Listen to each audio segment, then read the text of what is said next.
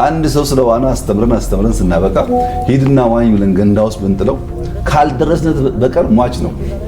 ስለ ዋና ሰማ ማለት ዋና ቻለ ማለት ነው። ወይም ስለ ሳይክል ለመንዳት ግራና ቀኝ እግርህን እያፈራረክ ትነዳለህ፣ ባላንስህን ጠብቅ ብለን ብንነግረው ሰውየውን ከዚያ በኋላ ገብቶኛል ብሎ ሳይክሉን ቢሰጠው ይፈጠፈጣል እንጂ አይነዳውም።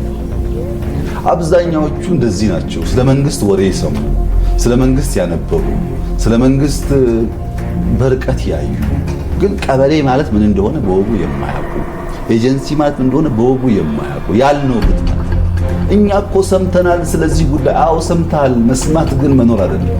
ስትኖር ብዙ ከፍታና ዝቅታ ውስጧል።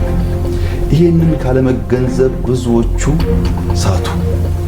እኛ ለሁሉም እጃችን ዘርግተን ጠበቅናቸው።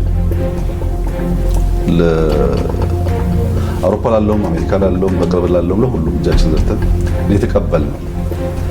አንዳንዶች ከእጃችን ላይ የግል ምንዳ ጠበቁ። ያ የጠበቁትን ምንዳ ከእጃችን ሲያጡ አኮረፉ።